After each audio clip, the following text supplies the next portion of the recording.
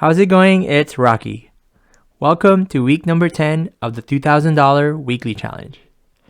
Every Friday, we review our weekly account statement from trading the micro E-mini and the E-mini futures.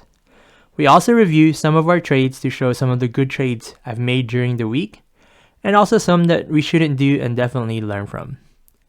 Please check out the timestamps in the descriptions below if you'd like to jump to the area that you're most interested in.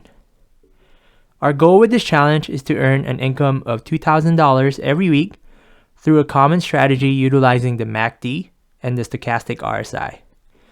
With a time-based chart, as you can see on the left here, which is 5-minute candles, and also with the tick-based chart, as you can see on the right, which is utilizing 512 ticks and Heikin-Ashi candles.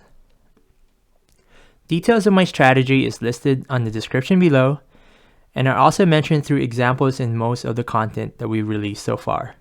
Just keep in mind that my trading is not the right or wrong way of doing things. It's just a strategy that I've become accustomed to, and it's a system that I backtested and try to improve over time. So my main advice is stick with something that works with you, and don't always try new things when some things go wrong, especially if the root cause of it isn't your strategy, which, we're going to talk about with the examples I have later in this video. Just FYI, I have no chat room and I'm not selling a course. I just enjoy sharing my content with everyone and learning from the community. So if you have any suggestions, please let me know on the comment section below. Before we get to the statements, I just wanted to show you an aspect of the trading the futures that is quite important. So these contracts are quarterly contracts. Initially, we were trading the March contracts, which ends in about 7 days. With ThinkOrSwim, they do roll over to the next contract on the 11th this week. So instead of the 15th, they do it on the 11th of that month. So as you can tell, I am now trading the June contract, and that is denoted by the letter M here for M21. Or on the top, you can see it's June 21. And basically, you like to do the rollover when the volume starts increasing for the new contracts. If you look at the volume for the June 2021 contract, it had 144,000 today. And there's, still some volume on the previous contract, which is 109,793. So this is quite important because you don't want to be stuck on the old contract, or you'd be in a lot of trouble when that does expire in the end. I don't know the details of it. It's not something that I actually want to get myself in that position. So it's very important that on the day that the rollover occurs, to make sure that you're not holding any contract so you won't get in trouble. For week number 10, unfortunately, we did not reach our goal of $2,000. However, we ended the week green, and I'm actually lucky and happy to end the week green because I definitely did not deserve to be ending the week green today. So if you're interested in exactly what I mean by that, please stick around and we'll go through some of our trades later today. For the week, we ended at $1,256, which is still pretty decent. That consisted of 2 red days and 3 green days, which I'm quite happy with.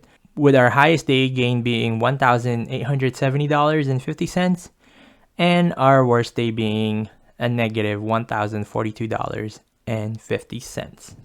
Now on to our statement, which shows us the cash balance of the account. So basically, the change in the cash is how I am determining or how I'm measuring my success through this trading. Normally, I withdraw money in the middle of the week. For this week, just for simplicity's sake, I'm not going to withdraw any money, and I'll just let the account grow as much as it can. But the goal is definitely to withdraw some money every week. So our ending cash for the week is $25,453.09. And our starting cash for the week is $24,197.09, which gave us to our weekly total of this week of $1,256. And what I'm happy about is, as you can tell, there is no mark to market today which means I'm not holding any contracts over the weekend. So that's quite a great day. Like what I said, I'm happy to be green. I shouldn't be in the green this week at all. And we'll go through that when we do our trade analysis. And then just something I like to do, like in previous videos, at a high level, I like to compare this to what a 9 to 5, 40-hour job would have been, what the equivalent rate is. Obviously, with the 9 to 5, you have benefits such as, healthcare, matching and 401k and whatnot that you don't get on a self-employed. But with what I'm doing now, at least, I have control of my time. I do have to take care of my own health insurance and whatnot. But in a future content later, I'm going to try to talk about what I'm trying to do to be able to take advantage more of the trading that I am doing. So with a 40-hour week, if you divide that, again, at a high level, that gives you an hourly rate of about $31.40, which is not bad. I'm quite happy with that. It definitely pays the bills. But as we grow here and as we stick to our system a little better, we're hoping for better results.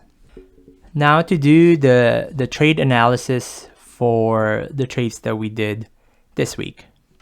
If you looked at my previous content, I draw vertical lines just to denote when I start a trade and when I end a trade. So I always start a trade and denote it with the blue line. And when I am bullish and I'm going long, at the end of that trade, I denote it with the orange line. And a white line normally means that I either average up or average down. And a purple line is when I close a contract or close a trade, and that's when I shorted. And every time that I make a mistake, I draw a circle here just to tell me, okay, that's a bad trade that I did, and then I can go back and really zoom in on what we did wrong. So for this week, I had a fairly decent week, but I did make some really bad trades. And those are the two trades that I want to focus on today. So I'll focus on 2 bad trades and 1 good trade that I did. So our first bad trade occurred on Wednesday night. So I'm going to zoom in on the left here, just to show you what that looks like. And I'm also on the right. I am going to zoom in to the corresponding chart on the tick chart. And looking at this, you'll be able to tell exactly why it was a bad trade.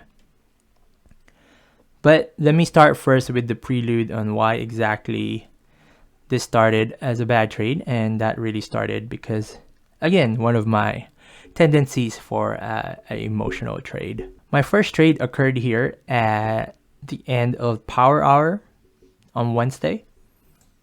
And I'm going to zoom in on that trade first.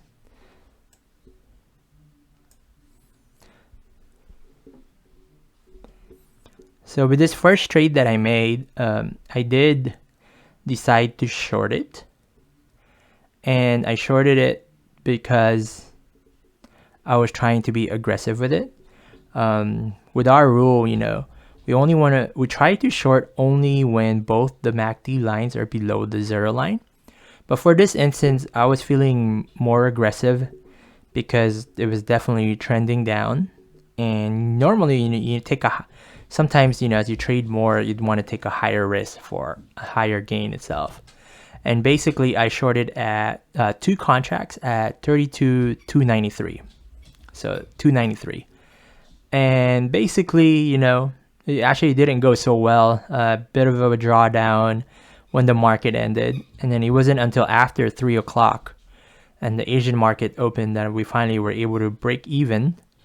And, I broke even and basically closed the contract at 32,290. So that was just, for work that started at 12:40 to about 4:15, actually 4:20 in the afternoon, that basically gained me 3 points, which is $30, and minus the contracts of about $7 per contract because I'm trading the E-mini here. That's roughly about just $15 a gain. But the moral of the story is that it could have been a lot worse because, it could have kept going up. And The bad part about this is, to keep it safe, it's really best to short when you're about below the zero line. But sometimes, I do tend to short like this because I'm feeling risky and, hoping for a bigger gain, which could be problematic. So if you look on the corresponding tick chart on the right there, it was already below the zero line. So that's probably why I wanted to get in on this trade. But the two charts are not matching each other, which should have been a sign that I shouldn't enter this trade. And yeah, that's the first trade that I think led to this bad emotional trade. Because what's bad about it is, if you look on the left here, I closed the contract at 32,290, but it actually went down to about 32,250, so 256 or so. Let's just say 40 more points. That would have been $400 that I could have gained some more. So I was having a bit of FOMO, or the dangerous part, the genius of hindsight trading, which I'm working on getting out of my system. And because of that, I think it's the main reason why I shorted another 2 contracts here, because I was like, this is a big candle, a big move. I was actually feeling that it's gonna head way down. And then when I was looking at the MACD itself, it hasn't recently crossed, but it's definitely both below the zero line. If you look at the histograms here, it turned from a dark red to a brighter red, so I was seeing a sign that I was heading lower. And then if you look on the right on the tick chart, it also had a crossover and it was definitely headed that way. So that's the reason why I shorted itself. The problem here is it went the other way and I was too slow to react to it. And because I was too slow to react to it, it actually kept going up and up during the Asian market, and then when the European market went up. So at one point, actually, it was at 32,436 or so. So that's about 267 to 436, about 170 points or so. So times 10, it was definitely down $1,700 at one point there, which is quite bad. I was watching it overnight, which I don't like to do. It's the reason I'm trading is I should have freedom of time, and if I'm holding on to these trades and watching it overnight, it's actually quite stressful and not the right way of doing things. So that's the bad trade that I did. And here is a successful good trade that I did. So essentially at about 6 a.m., with all the news that's coming out, very positive news about the economy, and the Senate basically, passing the stimulus previously, and it went to the House, which was passed due, and it was expected for the president to sign it as well. There's a lot of positive vibes, I guess, going on. And it was then that I decided that I was going to flip. So this is where a successful flip occurred for me. And with this flip, I decided to go long. So as you can see here, I bought 4 contracts. So what that did is I took the loss on the short that I did, and I flipped long. And basically, it was a successful flip on the long side because I was in at 32,390. There's a bit of a drawdown here right when the market opened at 6:30 and 6:35, but I was looking at the 1-hour charts and I was comfortable with what I was seeing, and I just let it rip, I guess, per se. And basically from 390 to 566. So let's just put this trade on the calculator here. Basically, we closed the contract at 32,566. We entered at 32,390. That's 176 points. So basically times 10, that's $1,760 from this one trade here, which definitely from this trade, it took care of the potential big losses, or the loss that I did incur from here. And just so we know what that loss was, so for that other one, we closed it at 32,390, but we did enter at 32,267.50. And that was 122.5 points. So basically, with the initial trade, we took a loss of $1,225, but with a successful flip there, because the signals did indicate that way, we were able to get that back. And just to zoom in a little bit on this flip that I did, if you look at the MACD itself, it was about to cross over, so I made that decision right before the crossover occurred, because I was seeing a lot of momentum that was occurring there. And basically, if you look at the tick chart, it crossed right in that instant. So basically, I was quite glad. It could have been a lot worse. That's why I said for this week, I could have been negative, but thankfully I took a good trade here and brought us back to the positive side. So as you can tell, I still have a lot of to work on as far as the emotional side. It's not so much the problem with the strategy I'm using, because if I follow it and I stick through it, it's pretty good. The problem is when I have a FOMO moment and I feel like I want to get back at the market, and that's when I really do get into bad trouble. Now to talk about bad trade number 2. And again, this happened because it's a little bit of the FOMO I'm talking about again. For Friday, I didn't trade much. I actually wasn't planning on trading a lot because I had some errands to take care of. And I just did a quick trade before I went out. As you can see here, I went long at 32,548. I'm going to zoom in on that.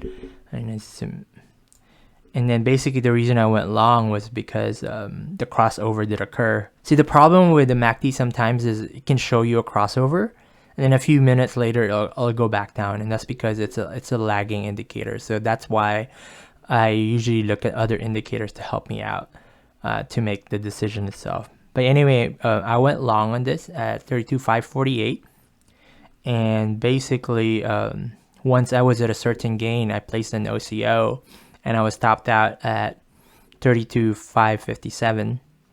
So that's a gain of 9 points, which is $90, which is quite good. I'm glad I was topped out of that because it kept going down after that, and also I was on my way out, so I wouldn't have been able to watch it.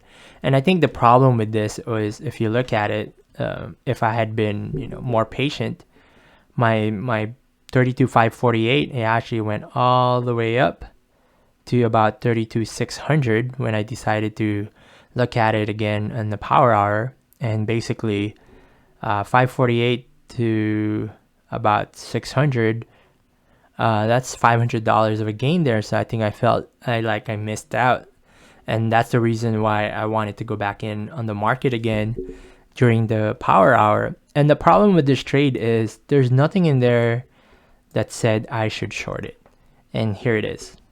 So basically it was going up. I was thinking this is going up way too much, and I was seeing from previous candles that was looking like a resistance there at about 32,620, and I saw a red candle going down, and I was like, okay, let's go ahead and short it. And that was bad because if you look at the MACD, you were above the zero line, and it's ready to cross. And if you look at the tick chart on the right, it's also, again, we're above the zero line and it's not trending down at all. And the problem with this is I turned a $90 day, and then I ended up, being down by about close to almost $600-700 at one point. And then I got into a decision towards the end of the day at 155 here. I was like, hey, do I take this 500, almost close to $600 loss for the day and still be up for the week? Or do I want to hold on over the weekend and see if we can recover it? And I think this is where my maturity is hopefully turning onto the right direction, because greed can be a problem sometimes when you're trading, and I definitely decided that, hey, it's best to just take the L for this trade because, I myself made the stupid mistake of entering this trade. And what's important is that for the week, we're up. And we're up $1,256 for the week, even if I took this loss. I have the peace of mind for the weekend, and hey, we can start all over again next week instead of being stuck for a trade that I'm holding on. So that's definitely a mentality shift that I'm still working on, and I'm sure a lot of seasoned traders, regardless of how long you've been trading, you go through a little bit of that. And hey, if you have a trick or suggestion on how we can best control that, please do let me know, and it'll definitely help me out to become a better and more consistent trader myself. Anyway, I hope you enjoyed my content. Please like and subscribe if you learned something. And if not, please give me another chance and hopefully you'll learn something in the future content. All right, see you next time.